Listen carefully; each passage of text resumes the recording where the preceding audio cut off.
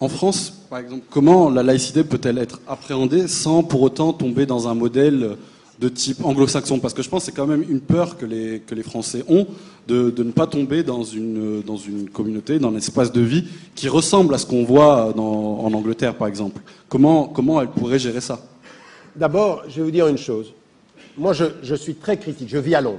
Je suis très critique du modèle anglais qui a parqué les gens par origine ethnique, et puis les gens restent un peu entre eux. Sauf dans certaines régions. Si vous allez à Londres, par exemple, Londres, c'est une ville très cosmopolite. Vous voyez des gens de toutes les couleurs partout, même si on a des secteurs quand même.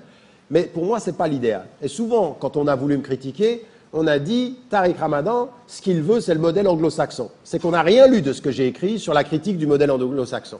Mais si on veut résoudre le problème en France, ce n'est pas en agitant l'épouvantail anglo-saxon, c'est en regardant les problèmes.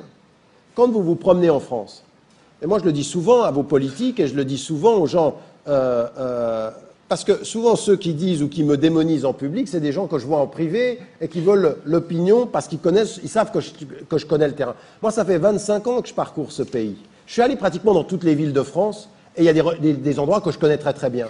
Quand vous voyez la France, le problème de la France aujourd'hui, c'est effectivement qu'il y a de la ségrégation sociale.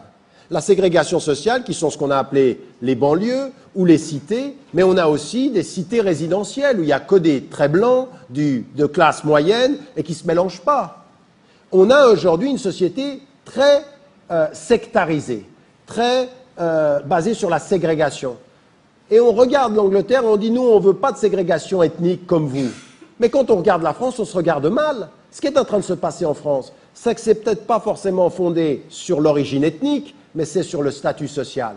Vous avez des lieux où les gens sont des pauvres. C'est des gens où il y a de la violence, où il y a de la drogue, où il y a des vrais problèmes sociaux. Et donc, comment on va résoudre ça? En disant simplement l'unité de la République en le clamant ou en ayant une vraie politique de l'union de la République. L'unité de la République, si vous voulez mon avis là-dessus, et c'est ce que j'ai écrit dans une lettre à Libération, lettre ouverte au ministre de l'Éducation et au ministre de l'Intérieur. Il faut deux axes essentiels. Le premier, c'est une politique urbaine. Et la politique urbaine, ce doit être une politique de mixité sociale. C'est-à-dire qu'il faut casser ces banlieues et il faut faire sortir les gens de ces lieux-là. Il faut accepter la mixité sociale. Ça veut dire qu'il faut arrêter, quand vous vous appelez, moi si j'appelle aujourd'hui un appartement qui est dans une zone résidentielle, classe moyenne, majoritairement des Français de souche, comme on dit. Encore une fois, des immigrés de plus longue date. Donc, si j'appelle avec, j'ai pas d'accent, enfin on va peut-être se dire il est un peu suisse.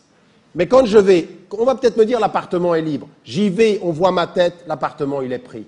Combien il y en a qui vivent avec ça? Cette discrimination à l'habitat. Ça, il faut le résoudre. La mixité sociale passe par des politiques urbaines où on casse ces ghettos géographiques. Deuxième des choses, une vraie politique éducative. Une vraie politique éducative. Moi, j'ai parlé avec des inspecteurs de l'enseignement qui vous disent, vous allez dans des lieux, c'est des classes où vous envoyez des profs qui ne sont pas formés, éduquer des jeunes qui sont impossibles.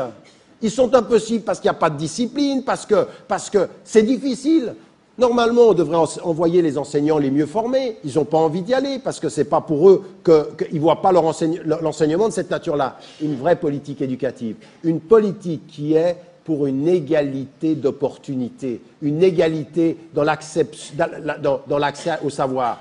Où elles sont ces politiques éducatives? 2005 est passé par là. La France était à feu et à sang. Dites-moi concrètement ce qui a été fait dans les banlieues qui ait permis une politique urbaine et une politique sociale digne de ce nom. Si ce n'est de nous ramener chaque 3 ans la laïcité, les musulmans, le problème. C'est pas ça le problème de la France. Donc moi, si je veux pas de l'exemple français, je commence pas à islamiser les problèmes. Je commence à poser les problèmes en tant que Français. Ce sont des Français.